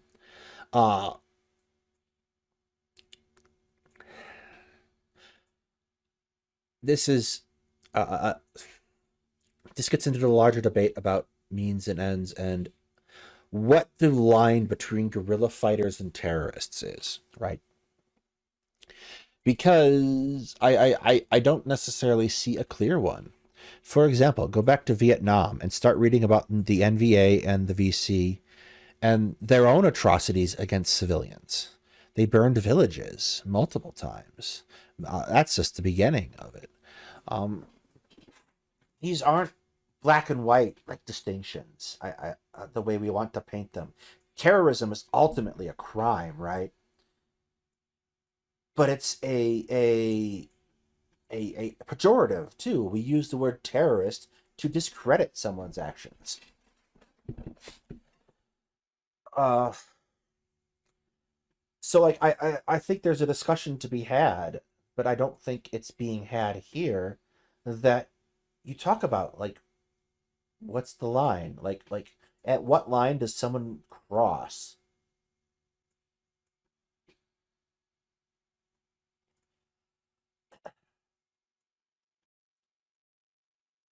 So yeah, that's silly. Own host of risks and costs. So yeah, so don't kill civilians. Killing civilians is bad. That's my takeaway. Yeah, I agree with that. Wow. Brave. Stunning and brave. So let's continue. Let's finish. Yeah. So if you want to finish, we can finish, because I think we're about halfway, I guess. But yeah, 30 minutes. Yeah. Why don't we call it there? Unless you think it'd be a good segment to, like, clip all of this out, like we go through the entire letter. I think that would be a pretty good thing to drop on YouTube. I think so. And also the other ones, I still think this is going to be hot in a week. Maybe not like the Willie Mack debate and all that kind of stuff, but I don't think the anti-Semitism that we've seen over the past 3 weeks is going anywhere. So Yeah, if there, let's so if finish there's it on up. yeah, if there's a hotter topic next week, we can do the hotter topic. But right wing, Maybe we'll left wing, find some more time this week and jump on and finish the rest of our topics for this week, because I don't think 2 hours is going to be enough for our show. Well, yeah, let's dial it in. That's, of course, the whole point of the inaugural episode.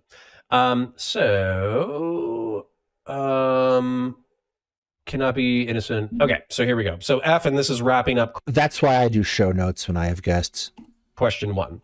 Allah the Almighty legislated the permission and the option to take revenge. Thus, if we are attacked, then we have the right to attack back. Whoever has destroyed our villages and towns, then we have the right to destroy their villages. Which I agree with. If Sharon is a man of peace in the eyes of Bush, then we are also men of peace. America does not understand the language. Because it would go back to Israel is a crime. Its establishment is a crime. its expansion is a crime, and therefore the slow rolling expansion of Israel is just as violent as jihadist terrorism. It's just more civilized. Therefore, They've Westerners done don't bad care about it. things. They've done bad things. That makes whatever we do good. That's the way I read this. Well, and that's And literally what he's arguing for. He's literally arguing for eye for an eye, and he says that in the Quran, eye for an eye is ordained by God. America does not understand the language of manners and principles, so we are addressing it the language it understands. So basically, we are subhuman, and violence against us is justified. Well, what I would say, if I was to steelman a jihad, understand the language of manners and principles. So we are addressing it using the language it understands. So for me, he's saying that the United States of America does not understand manners and principles. So he's saying that we're unprincipled. No, what he's saying is, in no uncertain terms, is he's saying is, you have visited violence upon us, therefore we feel justified in visiting violence upon you. Everything else is this propaganda. Strip that away. Like, this is what is being saying. He is saying tit for tat. This does not need to be complex. It doesn't need to be read as he thinks we're subhuman. What it needs to be read as is, we shall do unto you what you have done unto us. Basic. Very simple. Flowery because it's propaganda, but simple. Old a-holes. And so since we don't understand diplomacy, manners, and principles, then they're going to speak to us in the language of violence, since that's a language we understand. I've often, sometimes as I've gotten to know people like all around the world, sometimes when I am talking to, people that are devout Muslims and they're not American, for me, as like, an American feminist, generally I'm going into a situation like talking to a dude, like with respect, obviously, but I don't necessarily assume like he's above me, right? Like I talk to you like you're my friend, you're my equal, like with respect, right? And I sometimes get the sense that there is a like literally a patriarchal kind of assumption that's baked into that. That is kind of, it's interesting to try and navigate sometimes. What the hell so is the when point? I read this, I'm wondering if that's what he means by we don't understand manners. Like there's a kind of social hierarchy that's based into there that maybe we just don't have the language to figure out how to navigate. No, fuck. Potentially, Jesus. I like my interpretation. So maybe I think that's probably what he's getting at here. Like the United States doesn't understand manners, meaning Why? No, Jesus, holy fuck.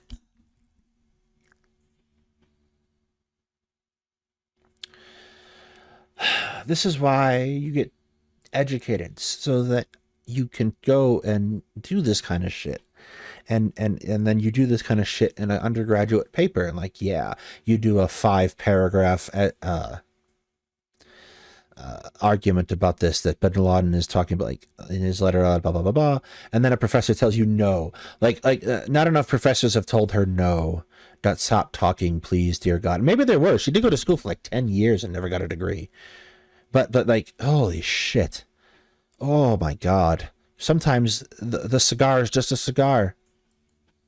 these protocols that they have that are very important for like the stability of the society. And then once that's From the Muslim Oh God, she's just a fucking conservative at this point, isn't she? Jesus Christ.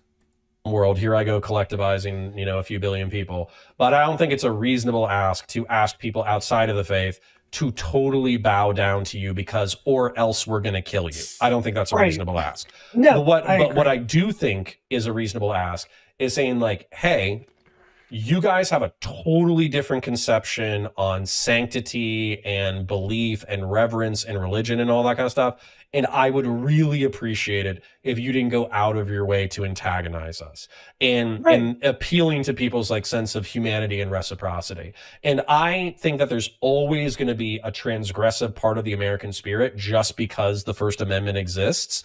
But I think that we would see less violence if we approach each other as human beings and try to be reciprocal. Yeah, no, I agree with that. I mean, like if I went to Kuwait, I would obviously wear a head covering just to be polite and follow, like, the norms of that particular. No, you'd wear a head covering in Kuwait because that's the law. Society, right? That's just like not being an a-hole, right? But their objection here is not the way we necessarily communicate with them. It's our entire country, right? No. So that's probably. I feel like we've gone really long on this one passage. Oh my God in Himmel. No. No, they don't hate us for our freedoms. It's okay. It's okay. We're okay. No one's dead. Sure. But, it's. I think this is a insurmountable communication problem that we've honed in and on here. Well, and the good news is we can move on to question 2. Of course, I wanted to see how much was left, so I scrolled too aggressively. But here we go. So, as for the second question that we want to answer, what are we calling you to, and what do we want from you? The first thing is that we're calling you to Islam. Great. Okay. All right. Good luck. No, thank you. Yeah, the religion of the unification of God, of freedom from associating partners with him, and rejection of this complete love of him, the exalted of complete submission to his laws, and the discarding of all the opinions, orders, theories, and religions which contradict. Oh, he's the emperor of mankind. That's interesting. Which, Something on the order of 4 Muslim countries have had women leaders.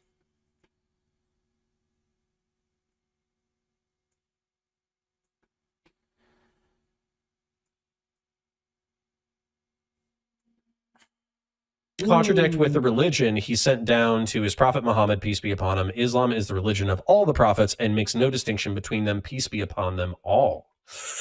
Interesting. If we did all convert, then there would be less conflict. That's an interesting appeal. Okay. It is. Yeah. All we gotta do is destroy the Constitution, Connor, and eliminate become liberalism, secularism, become a theocracy. We're good to go. Don't Come permit on. Hinduism or atheism or agnosticism. If we all convert, no problems. Okay, got it. So it is. See ya, Brooks. I'm getting a hint of Orientalism here. No. Yo, it's not a hint. It's a full-on dose. Good strong dose. You can have perfectly functional conversations with Muslims all the time. Assam, great guy at the cathedral if you catch him. It is to this religion that we call you, the seal of all the previous religious. It is the religion. Oh wait, hold on. Did I do this? It is the religion of unification of God, sincerity, the best of manners, righteousness, mercy, honor, purity, and piety. It is a religion of showing kindness to others, establishing justice. Bring a book like the Quran or even 10 self-referenced dozens of times throughout the Quran, and it was argued that the continuity and coherence of the belief system was in and of itself evidence of divine revelation, and that the contradictions in other religions were evidence that they were not revealed by God. And so if you could Liberal fantasy of there being a secular democracy, like in place of Jerusalem, with this being like a dual state. All right, this isn't going to get any better.